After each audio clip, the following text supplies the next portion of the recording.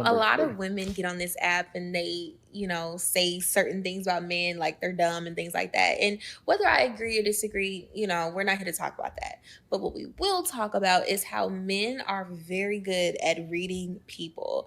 I don't think it's talked about enough at how well men read women. Okay. Specifically, men can also judge other men very well, even though they don't speak up on other men as often as they will on women. Men can literally look at you and know so much about you. And I've learned this through studying them. I've read books. One of the books I'm reading right now is Psychology of Gender, Men and Women, and also through listening to their podcasts and the videos that they watch and just watching them online. They read women like a book. You thought you knew your friends. I'm telling you, a man can come around and he will tell you, he's like your mom. You know how your mom would like, oh, that's not your friend. That's how men are. Men know what type of woman you are based off how you dressed, how you act around him and his homeboys, and even the way you act with your friends, the what you post, all of that stuff. They are watching. They are watching you. They are forming an opinion. And might I add that they're usually not wrong when it comes to judging women. They're usually not wrong. Okay. And I personally have stopped being friends with women based off of how men treat them. Okay. Stay with me, sister. Stay with me. So I had a friend and I've been knowing her since grade school. Cool person, right? But every time we would hang out and we talk about our dating life, she would always tell me about how men were asking her for money. Men were making her pay for the first date or go 50-50, or telling her I lost my wallet, or, some egregious story happened when it was time to pay the bill.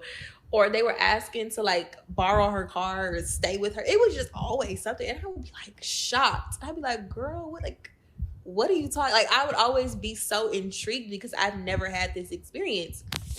Like, I've never been told to pay for, or, asked to pay for a date. I don't do any of that. But I would be intrigued. And then when I hit 25, it was something that developed up here, the frontal lobe. I was like, oh, the reason why they are asking her these things or treating her this way is because of low self-esteem. And then I started to see it. I started to see it in the way she walked and the way she carried herself in the decisions. I started to see it naturally, right? And then I had another friend, cut her off too. She, every time we went out, it was like men just naturally spoke very dirty to her. I'm talking about like they were just very, like, I'm not gonna say they're aggressive, but they were just very sexual with her off the rip. Didn't even know her. Now, mind you, she did used to tell me, about some things she used to do, whatever, blah, blah. That's her business. But like for men to even pick that up, I'm talking about on the first meeting and they're like being very, with her, and they wouldn't do that to me or the other girl that we used to hang out with, our other friend. They would only do it to her. That's because they could pick up that spirit. I'm telling you, men can read low self-esteem, low self-worth. They can read if you want their attention. They can read it all. Some of them are so good that they don't even have to have a conversation with you, sister. So what you post matters. What you wear, it matters. In how you move in the world, it matters. Even the conversation. I had a few videos back. I told y'all, watch what you say. Stop sharing everything. Be careful of what you say. Only say the minimum. I'm not saying you lie, but he don't need to know all of that. It's quite frankly, it's none of his business. But like, yeah, I picked that up on watching a lot of men podcasts and things like that. Like, as much as I would like to get on here and say that they be over exaggerating, no, they're very good at reading people. They are very good. Even when they read each other, even when they read another man, men know when other men are full of it. I mean, look at the situation going on right now with the guy who is a baby mama maker. Look at that situation. Look at how the men are chiming in. They're very good. And I suggest to all the women out there who are actively dating and seeking relationships with men, and I suggest to the women who are actively dating and seeking relationship with men, I'm only talking to y'all, I suggest you get on and listen to some of these podcasts that they're listening to. Not the podcasts where they're pandering to women, but the podcasts where they're talking about women and they're talking about the women that they do and do not like. And I'm not asking you to subject yourself to what they do and not like, do like, you know, whatever. I'm asking you to listen to how they describe women, listen to their experiences, and that will tell you a lot about how they assess you. They are very attentive. Like, men are very attentive, and it taught me something just in watching them. And I don't care about their opinions about, you know, certain stuff, whatever. It's about the detail. It's about being able to read people very well just by how they walk and talk, and how they answer questions, because nobody is different, you know. Everything has already been written. People may think that they are real and different and they one of one or whatever, but patterns and everything have already been written, right? Patterns will help save us all in general. I think it's amazing. Like, she just figured out, like, she basically just figured out, like, yeah, you should pay attention to men. Yeah. Like, she's like, it's like an epiphany for her. It's crazy. Yeah, she late to the party. Yeah, it's like, oh wow, maybe if I actually pay attention to the other sex and just observe them, you know. Like, and she broke girl code. Like, you don't just down your friends and just put their situations out there. No, you didn't just say, yeah, it was Shelly and Miranda, but come on now. It's like, you could have gave us a personal antidote or something like that. Like, to throw your friends at that. That's just something that we women, we don't do. That's not nice. But yeah, she not saying nothing new.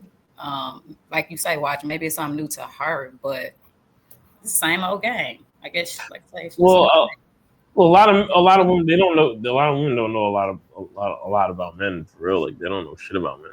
As far as her, look, ain't no woman gonna listen to what she's saying, because women love to talk. But the problem is, a lot of men love to talk too. So men need to start listening. Now, men of my age and that era, we already know to pay attention, you know, close their mouth, shut, open their ears, stuff like that. But these young girls, they not gonna stop talking. They not gonna hear nothing she say. They gonna turn everything she spoke a lot of game, and she was factual what she was saying. But they not gonna pay attention to her because they love the show. They love to put on the show. They love to talk about it. They love to brag and boast. Unfortunately, a lot of these men do too. Some of these men talk more than these women. I said it on King Talk. Do shut up and just listen. Pay attention. Get that intel. Dude, just pay attention. So with what she was talking about, I can't disagree with. I can't, because most men operate move like that. Now, that's why they always talk about you ought to have either your father or some type of male father figure in your life to help vet these men that you're trying to, that you're trying to date and get to know and all that good stuff. There's a reason why they said it, because we pay attention. We see the bullshit. We can read between the lines. You know what I'm saying? We watch some video. I see it earlier. Call out somebody. Said, "No, you jumped to conclusion." No, dog. I see the way she talking, the way she moving, the way she operate. She ain't shit. She ain't shit. And so you got to pay attention. And fellas, make sure we teach our sons this. To pay and listen to these girls, how they talk and how they move. And when they start saying that bullshit, you already know what to do. You categorize them. Now, I know, ladies, it don't sound nice. It sounds rough. It sounds mean. I understand. But that's what we do. We categorize you. When she was talking about that girl, they always treat her like talking crazy to her. That's the reason why. They categorize her as a whole. So they treat her as such. And that's what they supposed to do. We don't treat a lady like a hoe. We treat a lady like a lady. But we treat a hoe like a hoe. If I could put it to an analogy, I look at it like a placement test, as far as, because I mean, she was right, and yeah, she was probably late to the party, but I think in the past, in these spaces, I don't think a lot of women care what men thought about what they look at, and I think society and platforms like this has gotten a lot more awareness out there to actually maybe start listening. But I look at it as like placement tests. You know, you take a test to place you for a class in college, and your score on that test decides whether you're in an honors class or a regular class, or maybe even something more remedial. And I think, when a lot of guys look at women, it doesn't take very long either to really kind of assess her spirit, her personality, where her head is at, in spite of what she even might say. So, I mean, what she spoke was truth. And also, guys will collaborate with each other in case, that's why it's important to have that wolf pack, because guys will collaborate with each other in case one guy missed something. So, yeah, I mean, the reading is definitely something that men have always done. I mean, that's kind of a basic concept, but yeah, men have always done that. I think it comes from men have always been the hunters and gatherers. So men have always had the responsibility of going out and hunting and being aware of their surroundings more. Like it's kind of like a running thing where if you go out to shop with your wife or your girlfriend, she's just looking at the clothes. You're counting the people in the store, you counting the exits, you trying to see where everybody is. So because we're the protectors, that means we're at the front line of the danger, which means I have to be good at watching people in general, right? Now that kind of translates into how do men categorize women, right? And I don't generalize demographics typically, but men have categories of women when we meet you. It's already kind of set in our minds, right? Is she a wife? Is she somebody that's cool and I would smash, but I wouldn't be with? Is she somebody that I would smash, but just kind of like she's a hoe? And then there's everybody else. And while different men may gauge women differently, on average, most of us would come to the same conclusion about most women. The only men that gauge women differently are the men that women don't want. That's those are the only ones. Those are the only ones giving women grace. Those are the only ones giving women passes for being hoes. It's the niggas that women don't check for anyway, because they have to, because they don't have the ability to be as selective as choosy as the men that women actually want do. So they have to settle for whores because I'll take a hoe because she's pretty. Or I'll take a hoe because you're saying she give me pussy and she'll fuck me when you're saying 2 or 3 times a week as long as I pay all the bills. The men that women want are not giving those passes of grace because we don't fucking have to. Like, but Willie, though, do you think that those dudes, do you think in their minds they know like, oh, she's just a hoe, or have they just convinced themselves that she's a wife? I would say they convinced themselves that I can make her a wife. I know she used to be a hoe, but I can't. She's as pretty as I'm gonna get. I'm never gonna get a girl who looks like her. I'm never gonna get a girl that I can be this proud of going out with and showing, like, oh, look at my girl. I'll never get this opportunity again. So they tell themselves, you know what? I can work with her. I can saying, yeah, she used to be a hoe, but she's pretty now. As long as she cooked and she stops doing, hoe shit, I can make it work. And if she does a little hoe shit, I'll deal with it. But those are not the men that women want, though. Those are the men that women will settle for because they're willing to give her a pass. Like these women who used to be hoes, after they attack the top 20% of niggas for 10 years, run up an accidental, extra 2-3 miles of dick because, you can't get with a nigga in the top 20% without fucking him. And then after that, they'll be like, you know what? I got to go back down to this bottom 80 because at least they were treating me good. They weren't just calling me past 9 p.m. They were taking me on trips and not expecting me to be sucking dick on balconies, all of the other wild shit. So they go settle with these niggas after they've probably had kids by, say, a nigga or two, because these bottom 80% niggas will deal with them being whores. Wow. But you think the bottom 80% will deal with it, or do you think that the bottom 80% is like, nah, I'm good at this point? They have no choice but to deal with it. Look at the stuff they say on these panels, and like they cape and pander to these women. Like they have no choice but to deal with it. They have no other option. Even the basketball player wasn't standing on it. Like, you know what I'm saying? Like even a lot of these, people, a lot of the higher up dudes is dealing with it. So you got to think though, bro. Those dudes only hire up because they have money. Like when we describe and saying the type of women they want, women only want those niggas because they have money. That's all it takes for those women because they're a billionaire niggas. They don't have to. They're not playing by rules. But let's say those lesser, niggas in the top 20%, the ones that are, that make $1 million, $2 million a year, that can live whatever lifestyle we want. None of us are dealing with that shit. But those 9 to 5, like OTC robo type niggas, the $17 an hour, I ain't never had a bad bitch in my life type niggas, they gonna deal with a pretty chick that's a hoe because they have to, because it's all they can afford. So we're not going to do that because it's not what our life circumstances dictate to us. But for those types of niggas, that's what their life circumstances dictate to them. That's all they can do. Okay. I mean, wait, Hink is another successful guy up here. Hink, would you ever accept a hoe, like a girl that you knew was a hoe, to be your wife? No. All right. No. Easy. I'm assuming you're a pretty successful guy yourself. Your background don't look cheap. You're saying you well groomed. Would you accept a woman that you knew used to be a hoe right before she got with you? No.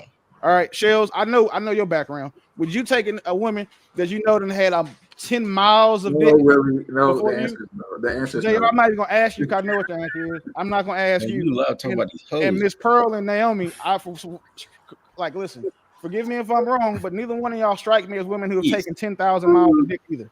And if you had found out that your girlfriends were all taking miles of dick, just, you know what I'm saying, at going out being whores, would you still fuck with them? I rest my fucking case. That's Oh shit, my bad. That's funny though. No, that's true though. Yeah, it's definitely true. Double standard shit, you know. Can I say something about Michael Porter? First of all, I went real quick. That's his name. I think it's nasty work for him to do that interview.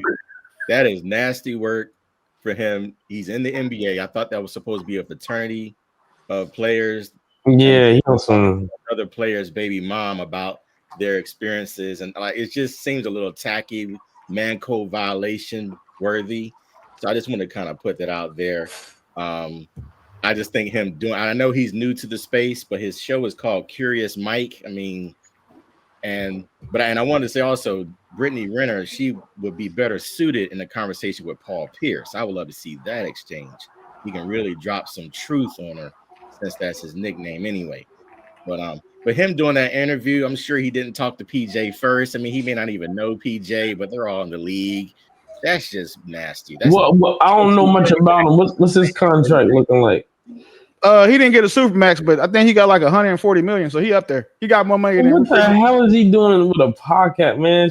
Listen, these niggas are bored, bro, and you got to think, Listen. right? For in the age we in, a podcast for these types of niggas that already got 1 million followers, it's easy money for them, and all they got to do is go talk about some shit that most people probably want to hear about. Like, I think that we see value in listening to how athletes talk about relationships because that's a stratosphere that we're not in. Some of us may be there financially, but all of us aren't in there as far as I'm saying status and current, friend group. So hearing how Michael Porter and all those guys deal with it, you know what I'm saying? It makes sense. Like on what's that other show with Ryan Clark, The Pivot? They talk about I hate that. Why athletes don't mind fucking with the same girls, and it's because those women understand the lifestyle already. So they don't have to teach them like, baby, I'm gonna be gone a lot. These chicks already know. So the girls they fuck with may not be long term, may not be long term. You know what I'm saying? Right? Just be fair, be clear. But they understand at least that, hey, you can't call me all day. I can't be up your ass all day. I'm not sending you good morning text messages, all of that other shit, right? So they choose to deal with that same group of women. But when it comes time to get married, they're not marrying them women. Look, there's very few women who have married multiple athletes. Like Scottie Pippen's ex-wife alone. Leave her out of this, right? Because she's just a vaginal anomaly, apparently.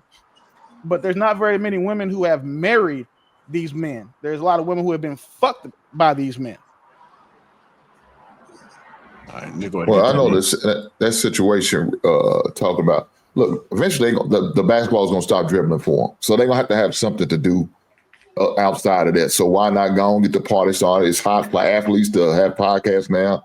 Go and get in there. Look, now as far as him talk about PJ, look, I would have cut off. As soon as she started talking about PJ and her baby daddy, I said, baby girl, I don't even want to talk about that. Let's leave that out. Let's talk about everything else but that situation. And she could talk about any goddamn thing she want, but as soon as she talk about that goddamn PJ, I'm saying, hey man, I know this guy. I play with this guy. I play against this guy. I'm friend with him. I don't really want to speak on that. That would probably be the better thing. I don't know. I didn't see the whole podcast. I assume he did because Watch is saying, Easy saying it's nasty work for him, even, I guess, talking to her about that. But I don't know. But go ahead, Gerald. My bad. Nah, I was just gonna say, he probably don't care.